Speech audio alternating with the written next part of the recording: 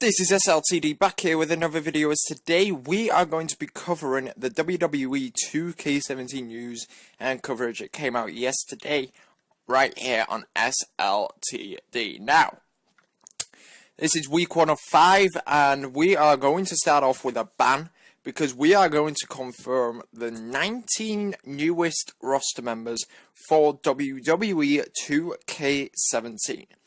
So before all this, already confirmed in the game was Brock Lesnar, who is a cover star of this year's game, John Cena, Sasha Banks, Vince McMahon, Shane McMahon, Stephanie McMahon, Shinsuke Nakamura, Apollo Crews, and Nia Jax. Now, Shinsuke Nakamura, Apollo Crews, and Nia Jax are only available through the NXT edition on the PlayStation 4 and Xbox One to play on release date. If you're not on those, and if you're not buying the NXT edition but are on the PS4 and Xbox One, you have to wait for DLC to come out a couple of months after release. If you're on the PlayStation 3 and Xbox 360, they're available through DLC on release day.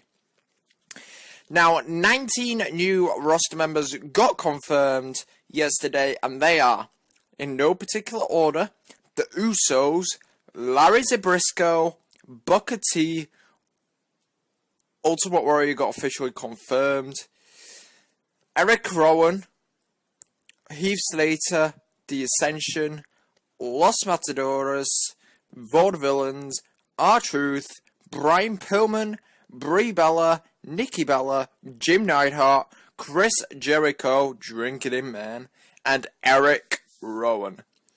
So that brings the roster up to 28 superstars, confirmed superstars, 28. There is also speculation of roster members from the NXT edition pack on the box, which brings the roster up to 46, but we will not say anything on this SLTD channel until that is officially confirmed.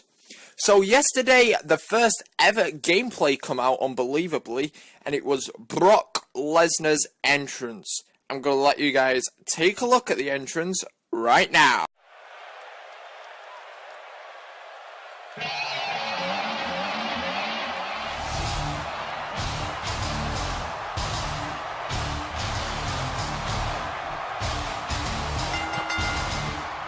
The following contest is scheduled for one fall, making his way to the ring, accompanied by Paul Heyman, weighing in at 286 pounds, Brock Lesnar. With Brock Lesnar, this one has the ability to turn ugly very fast. You know, why would anyone want to sign on to face Brock Lesnar? It's beyond me. Oh, it feels like everybody in Tampa is packed into this arena tonight. You talk about standing room only.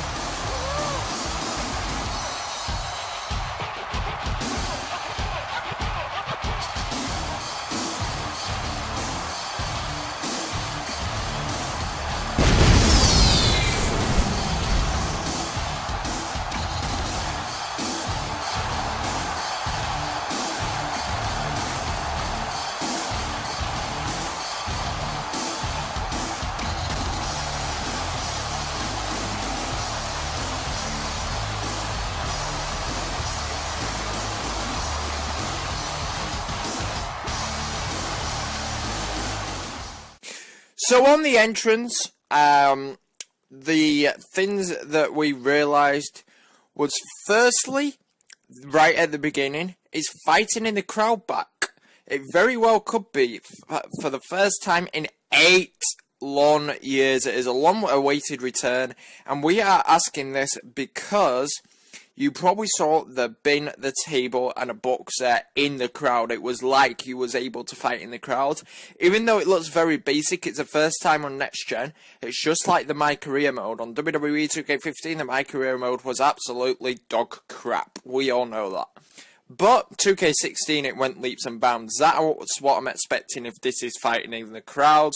It'll be basic for 2K17, which I don't mind. It's still a return for it. And then in 2K18, they'll go leaps and bounds and improve it much more.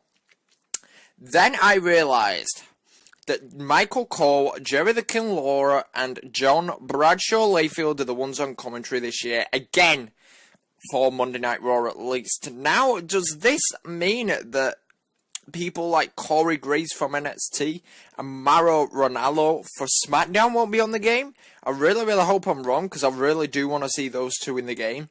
But for Raw, at least, it's Michael Cole, Jerry Lawler, and JBL on commentary. Also, Lillian Garcia is doing the ring announcing. Yes, she may have left WWE now, but she's still doing the ring announcing in the game. But I'm definitely going to say it is the last year that she is doing it in the game. Then I realised that there might not be the updated arenas in the game. Well, there isn't updated arenas, but like I've said in my Town Nation video, what do you expect? The changes only happened last week. 2K cannot get it in time for the on-disc release. What I'm thinking 2K will do, though, is to bring out DLC with the new logos and the new stages and stuff, or to give us a free update on it. I really hope it does happen. Then I realised that Brock Lesnar's entrance is obviously a little bit of a new animation, especially at the beginning, and then the pyro when he jumps onto the ring. But I will say, I personally do not like where they've placed the pyro. It should be when he's actually jumped onto the ring, not when he leans back. So that's a pet peeve of mine. It needs to be fixed as that. New nameplates are here, and I love the transition in it, to be honest, I really do. What's with the 2K Sports logo on the shorts? Like, I know you can't have the UFC logos on there, but what's with the 2K Sports logo? I really don't like that, because it makes it so unrealistic. I'd rather just have the WWE or Brock Lesnar logos on, not the 2K Sports ones. Also, I broke it down on the Town Nation channel and slowed the video down before this, and I've realised some things in the crowd which officially confirm other roster members. Yes, they're all obvious ones, but still confirmations anyhow. We have Seth Rollins in his return attire, so the redesign, rebuild, reclaim attire. Yes, that's in the game, according to the fans anyway. Kevin Owens has two t-shirts, the KO one, which is black, and the Fight Owens Fight one. Dean Ambrose has an updated logo, and he has the red logo. And then we have AJ Styles is in the game, ladies and gentlemen. He has two attires, according to the fans. He has the black one, which just says AJ, and then he's got a P1 Phenomenal blue t-shirt. There's also one more thing that I noticed, and that was a fan holding up a sign saying Roman is the guy. So now I'm going to show you some screenshots that got released yesterday. The first one is this one of Chris Jericho. The detail is amazing. They've got the updated hair in the game, and now they have his updated tattoos as well. The beard and the facial hair as well looks very good. Next, we'll go on to these Uso pictures, and again, the detail in them. One thing I have noticed, and I want to credit Smack Talks for noting this out to me, is faded face paint. Could that be a thing this year in the game? If you look at the face paint very closely, it's like it's midway through a match and it's faded. I really hope it's true. Imagine playing with people like the Usos, Sting, and people like that in the game. I think it'd be incredible if that is a thing.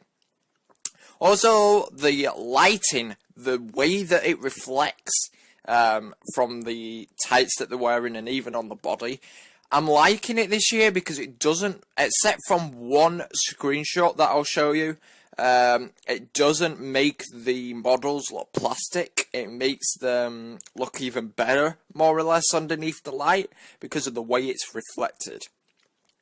Now let's go on to these Bella Twins one. There are 3 from the Bellas, 1 for Brie, 2 for Nikki, and they both look absolutely phenomenal in this game. Now, they've both definitely had facial scans to make the models look better, and if this is anything to go by, the Divas models this year will definitely, without a doubt, be the best it's ever been. And the last screenshot here is of Brock Lesnar in the WrestleMania 31 arena. Why the 31 arena, I don't know, but this does confirm something. It confirms that outdoor daytime arenas are in the game and not just nighttime, which is pretty cool in my eyes. But I wish it was in the WrestleMania 32 arena, so I'm quite disappointed in that one. But aside from that, all things are going good. So thank you for listening to the video. If you did enjoy it, make sure to like, to show your support. Comment down below what you think of week 1 of the roster review, and make sure to officially subscribe to this channel. and join SLTD. But until next time, this is SLTD signing out.